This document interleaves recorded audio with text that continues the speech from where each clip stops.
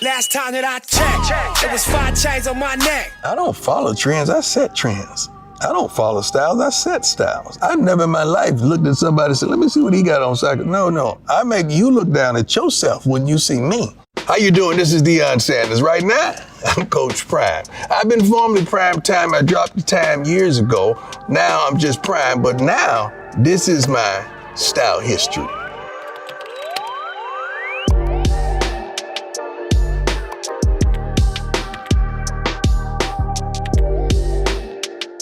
Being inducted into the GQ Style Hall of Fame is flat out epic because it's always been a dream and desire. It's like the Hall of Fame in the NFL and College Football Hall of Fame. It's nothing that you call and ask and request. You gotta be chosen. The first look, June of '89, that was in Columbus, Ohio. I was playing for the AAA baseball team in the New York Yankees farm system. Wasn't really a happy time in my life because I've always been dominant. I'm young and I'm just understanding baseball and I was roughing it. Roughing it meaning I know I'm getting ready to be a top 5 NFL pick and I'm in AAA in baseball and someone wanted to do a photo shoot. It was hot out there. I chose to be in leather and put some of the weight on, but that picture right there is prime time. Like, it's the nerve that I had, the audacity that I had to put on some leather in 100-degree temperature, whatever it was. And it was like the wall of the rocks and I were friends, man. We was just chilling with one another, having a conversation, and the cameras just happened to capture it. The primetime logo was supposed to be like a man that was in a flash, like he was in a hurry to get there. He had somewhere to go, he had something to do.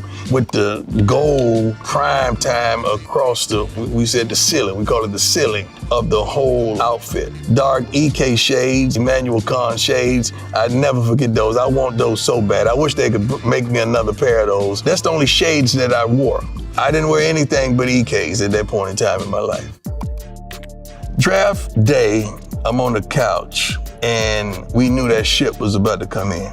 The 5th pick to go to the Atlanta Falcons. I had previously told the several teams that were picking prior, do not take me. If you take me, I'm gonna play baseball. I loved Atlanta. Atlanta was a chocolate city. They were an understanding city. They were a city on the rise. They were a city that I could ride with, that I knew was gonna ride with me. I chose them and they chose me, and it was one of the greatest days of my life. And I'm holding my hands up like we just won, we scored. I was already a pro in baseball, not football. I had got broken off after my junior year, probably $250,000 to go play baseball for 6 weeks in the summer at that point in time as well. So I was a pro getting ready to be a pro. That's why I was stunned as so. That's like victory, man. That's like joy. We got this thing. We did that. And you can see the jury still the same, giving the message to the youngsters. Emmanuel Khan shades with the snake skin. I had on a Sergio Tacchini sweatsuit, which we covered up the logo and put the prime on there because all I wore sweats back then was Sergio Tacchini.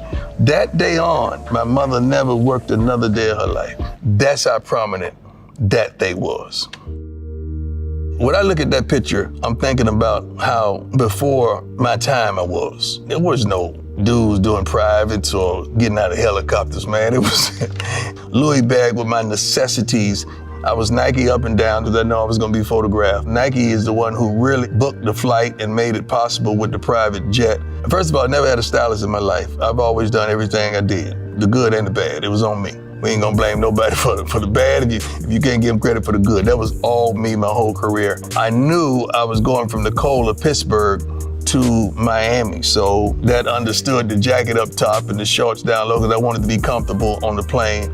Different shades, they wasn't EKs. My son just lost those darn shades 2 years ago and I'm still mad at him about that. And it was just an iconic night. But I was in turmoil right then, I really was, because they was talking so much junk about me going to do what was right. I'm going to help my football teammates out because I'm really on a football contract left. My baseball teammates who they were happy and elated that I was going to do such, and the media eat me alive like I'm selfish. And I'm over there on baseball, on a loan, just helping my guys out. No contract, no nothing. The football contract was the one. But they were so elated when they saw me the next day get on the bus to go play against Dan Marino and the Miami Dolphins. So that That's a moment, man. Got to the Dallas Cowboys, and you got to understand, I had really never been to an NFL training camp. A lot of people forgot that. I had this other job called Major League Baseball, and they told me, everything is spread out, you got to have a golf cart. Okay, cool. Well, if I'm gonna do a golf cart, I'm gonna do a golf cart.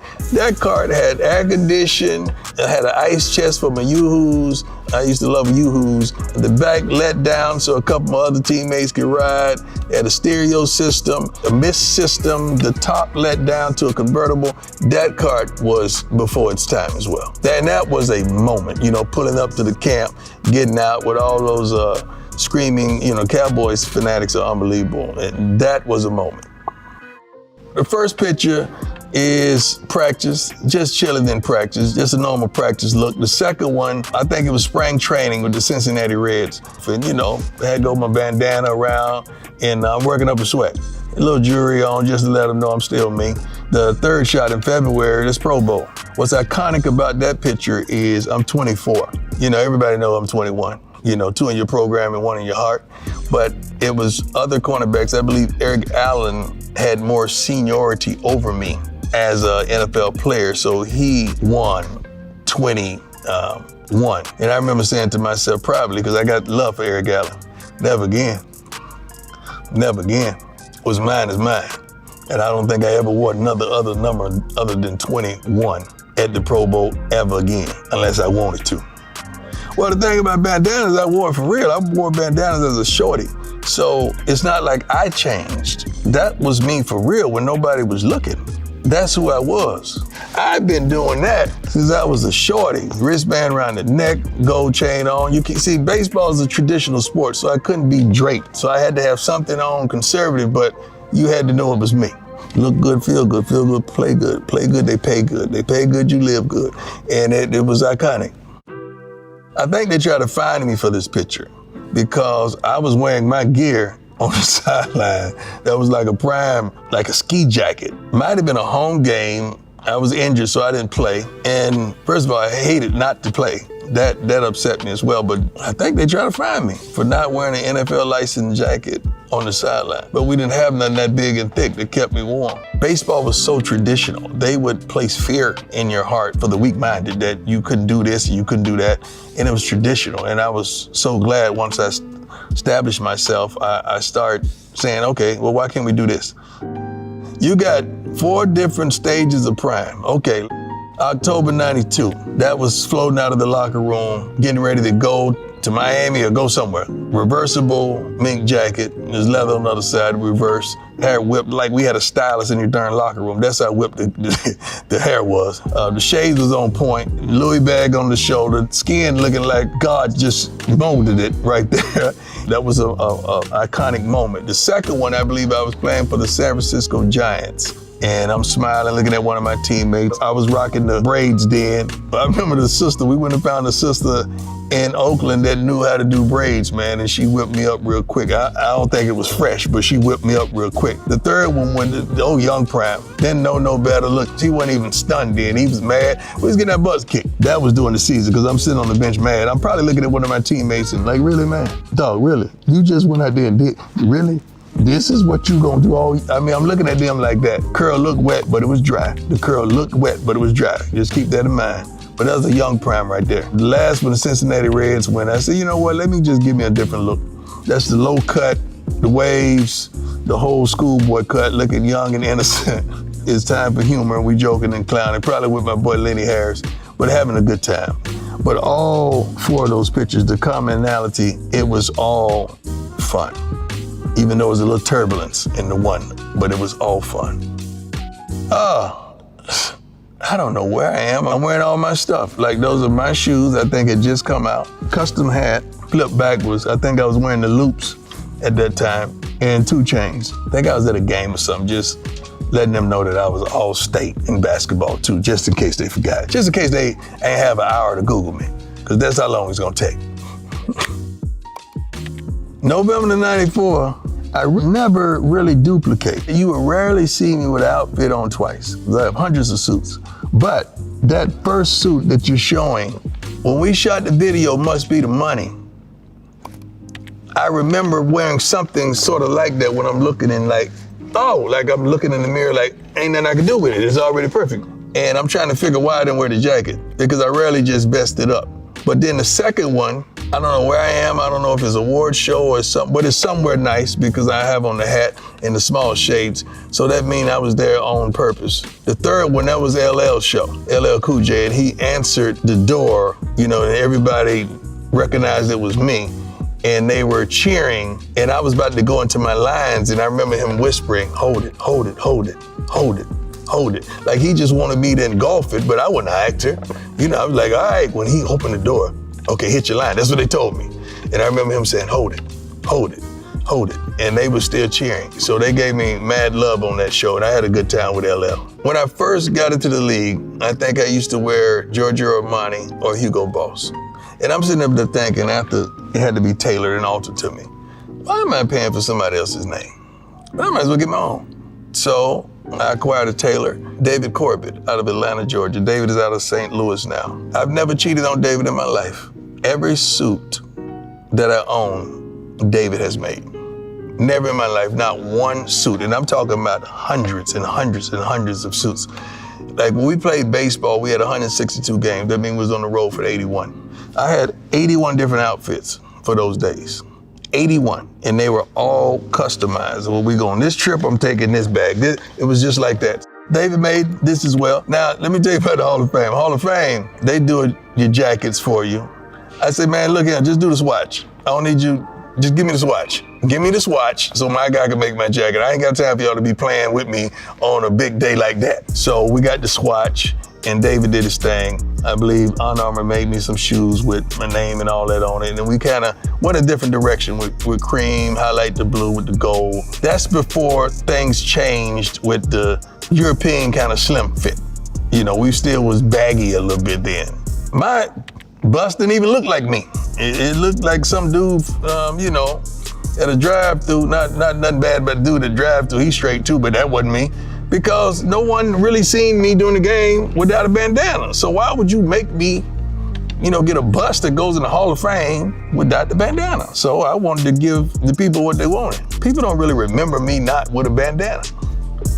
We're looking professional, sophisticated. Whenever you see me in gray, blue, black, or brown, that means we get money, okay? We blue, gray, black, or brown, we get money. See, the suits are narrowing down a little bit. We've never been one for peer pressure, although we often put pressure on our peers. Yeah, we got to slim it down. Everybody's changed up, we got to change the game. But the saddest thing about that, you see all these hundreds and hundreds and hundreds and hundreds of suits that, when am I gonna wear those again?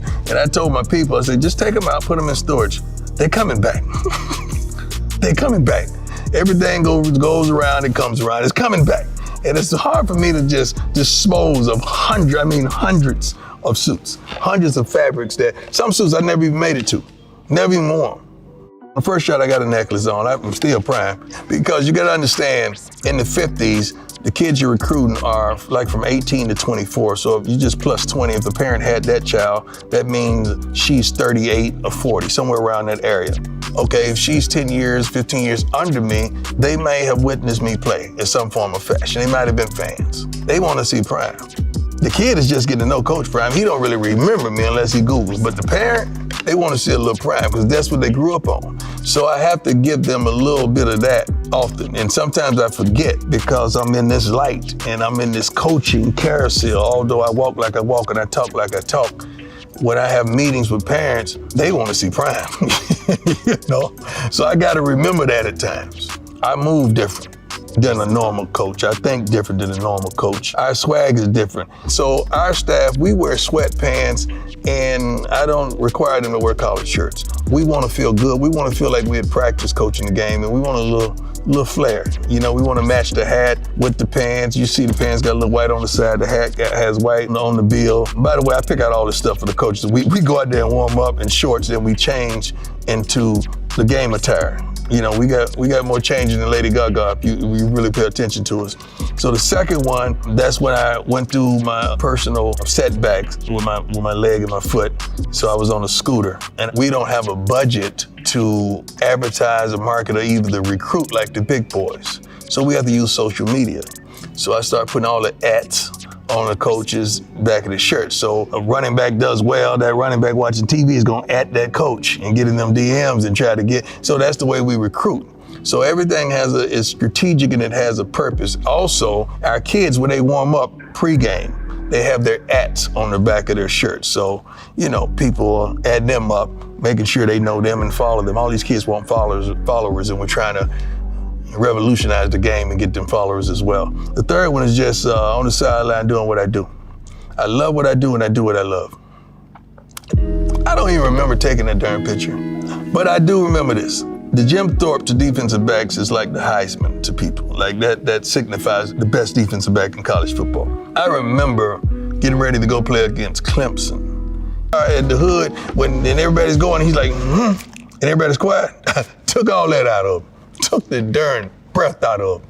I need you to know this. The curl was timely then.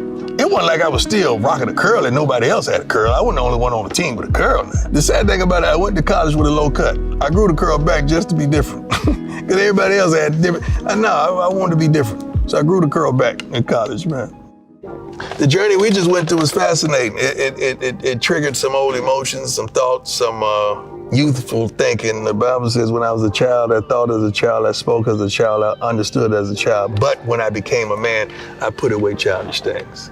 Some of that stuff was a little childish. And I'm happy and I'm thankful that you stayed with me and watched the maturation become a man. I appreciate you because you're making one of my childhood dreams come true. It may have taken us some time, but we're a full-blooded man now. And I appreciate you. All my life, been grinding all my life. Sacrifice, hustle paid the price.